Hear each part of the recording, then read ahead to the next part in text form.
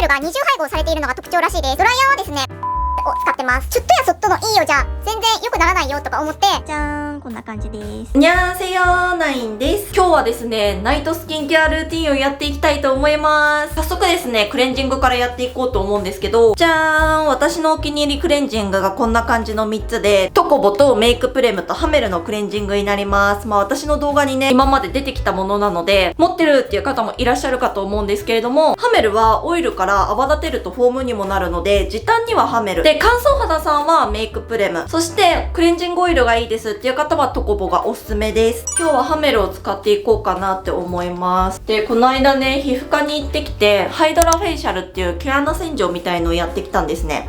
で、なんかそれ洗浄すると顔の汚れとかが見れるんですけれども、なんかあんまり汚れてないですね、みたいに言われて、なんか私ちゃんとクレンジングできてるって思って、ちょっと嬉しいポイントでした。水を足すと泡立ってくるんですけれども、私は普通にこの後洗い流してクレンザーを使っちゃおうかなと思います。クレンザーはこちらのヘアリンのスクラブクレンザーを使います。これがスクラブが入ってるから、結構ね、ザラつきとかがすごい取れるんですよ。で、私はちょっと顎のザラつきとかはちょっと今日綺麗にしたいので、これで転がしながら泡立ってからクレンジングします。で、もし敏感肌ですっていう方は、これ最初からね、バーって泡立てちゃえば、もっと柔らかく洗うことができるので、スクラブ感をちょっと少なくしたいっていう方は、そんな感じで洗うのもいいかと思います。じゃあこれで綺麗に洗った後に洗い流しますね。口にないん。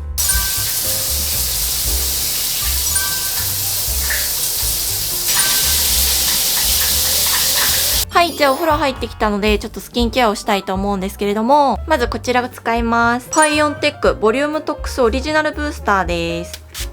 こんな感じでかけて、このパイオンテックなんだけどね、こんな感じでブースターとエッセンスとクリームの3つの工程で使うんですけど、これすごいいいの。これがね、韓国の免税店で売ってるもので、皮膚治療機能のある薬用化粧品なんですよ。で、韓国のホームショッピングでもね、完売したほど200万個売れた製品らしいんですね。で、特にオンマ世代の方に超人気らしくて、それで私も使ってみたら、マジでやばい、本当に。もうね、肌の感じが全然違くて、このパイオンテックを使うと翌朝、私本当にすごい乾燥肌なのね。だから使った時にいいとか思っても、後でこう顔洗ったりするとやっぱまた肌の乾燥が気になるんですよ。なんだけどこのパイオンテックは夜使って朝起きて洗顔した時の肌の感じが違うの。ちょっと値段は張るんだけれども、その分本当にいい。そしたらこちらを使います。ウォンジンエフェクトスピキュールカプセルテカセラムです。こちらがウォンジンエフェクトの新商品ということで使ってみたんですけれども、こんな感じでね、中につぶつぶが入っているんですよ。このブルーのカプセルと液状両方にスピキュールが入っているので、スピキュールが二重配合されているのが特徴らしいです。で、これをですね、こうちゃんと浸透するように潰すような感じで押し込むように塗っていきます。で、私あんまりね、こう刺激的なもの好きじゃないので、スピキュールもね、優しいものしか使わないんですけれども、このウォンジンエフェクトのはね、全然痛みもないのですごく使いやすいです。で、こちらに5種類の歯科と天然スピキュールカプセル、ヒアルロン酸が入ってて、肌のバリアアップ、肌のキメや鎮静、たるみ毛穴とかにもアプローチしてくれるらしいです。で、私ね、ここら辺に昔できたニキビ跡があるんですけど、こういうね、後のケアとかにもいいみたいです。で、こちらがですね、ブースティング機能があるので、これを挟むことで、皆さんが普段お使いいただく次のスキンケアの浸透も良くしてくれます。なので、いつもとね、使うスキンケアは一緒でも、肌コンディションがね、こうアップするようにサポートしてくれるような製品です。で、ウォンジンエフェクトのスピキュールの美容液はね、このつぶつぶが特に特徴的でして、ハイドロライズド海綿って言ってから、これが皮膚鎮静とか再生にいいらしいんですよ。で、この天然カプセルにスピキュールとヒアルロン酸を含ませて素早く肌に浸透するように作ってるみたいです。で、基本的にね、私は敏感肌さんにはスピキュールをおすすめしないんですけれども、船バラ草エキスから抽出した特許成分が入ってまして、これがね、パンテノールより優れた刺激を緩和する効果があるらしいんですよ。なので本当にね、敏感なお肌でも刺激なく使えるので、敏感肌さんにもこちらおすすめできます。で、私みたいにね、すごいインナードライっていう方にもよくて、水分蒸発を防いで肌のバリアを強化するので、本当にね、こういう肌バリアが低下しやすい時期にぴったり。ベタベタする感じもないので、オイリー肌さんも全然大丈夫かと思います。そしたらですね、こちらの先ほどのパイオンテックボリュームトックスオリジナルペプタイドエッセンスを使います。なんか韓国で泡のエッセンスがあるんですよ。なんですけど、パイオンテックが元祖泡エッセンスらしいの。これ本当によくって、これ置いとくとね泡が立ってくるから見てて。ちょっと泡が立ってるの待つ間に、私が最近飲んでるね乳酸菌キュオーム、こちらを飲んでるんですけど、私いつもね朝にまとめてサプリを飲む派だったので、朝起きてからすぐサプリを取るんですよ。でも調べたら乳酸菌って結構胃酸に弱いから、その空腹の状態で飲むのが良くないらしいんですね。なのでいつ飲んでもいいんですけれども、食後だったりとか、あとは寝る前に飲むといい睡眠を取れるらしいんですよ。でこれがなんと乳酸菌が1兆匹入ってるらしいの。1兆匹っていうと結構な金額しちゃうんだけど、ここはその菌を作ってる会社なので、他のブランドに比べて手頃にね買うことができるんですよ。でごめんなさい、話してるうちにどんどん吸収しちゃった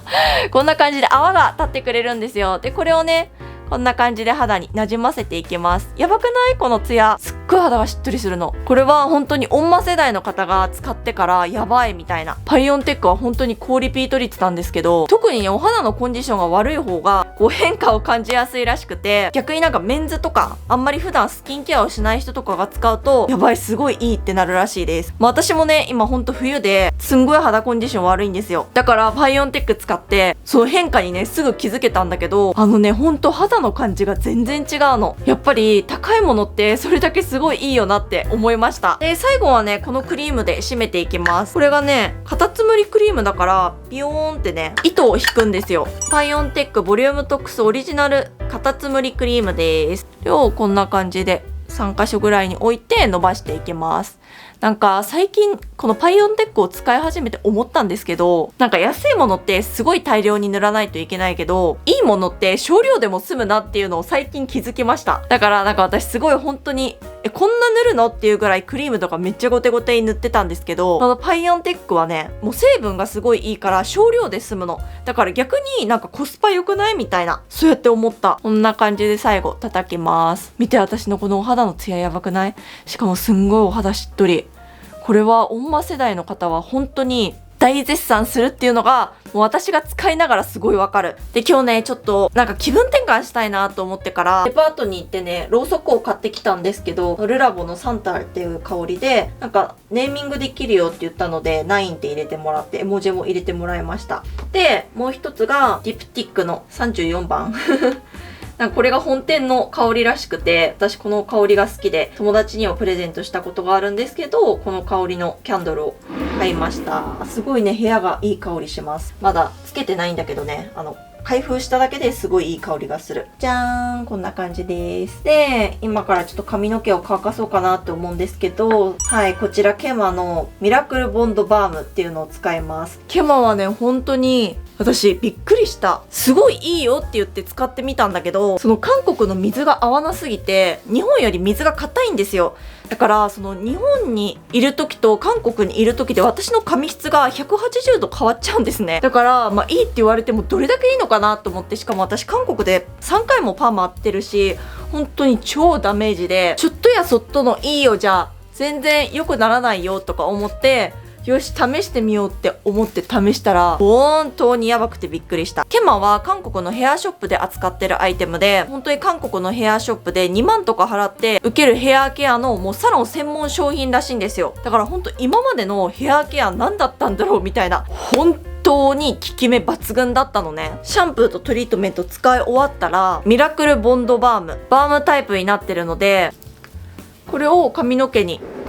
下からね上に塗ってあげます。でこれ結構私最初ね量をつけちゃって乾かした後に結構髪ベタつくなみたいな思ったんですけど、翌朝起きたらすっごい髪の毛がふわふわサラサラになってたの。なので時間が経ってはね全部吸収してくれるので、その直後の感じとかはそんなに気にしなくていいと思う。で今さっき私が使ったブラシがこのリファのブラシで、これはね友達からプレゼントでいただいたものです。で自分で買って使ってるのがこのメイソンピアソンエクストラの大きいものを、これは乾いた髪に使ってます。でドライヤーはですねこのレプロナイザーの 7D プラスを使ってます。これがね海外仕様だったんですよ。今紹介したもの見た方が見ればわかると思うんですけど、私がどれだけで髪の毛に本気かっていうのが伝わると思うんですよ。レプロナイザーもね、高いは高いのなんだけど、私本当にドライヤーだけは絶対に譲れなかったので、ドライヤーが髪に与えるダメージって本当にすごいんですよ。何をしてでもドライヤーは絶対いいものを皆さんにも使ってほしいんですけど、今までね、最初ダイソンを使ってたの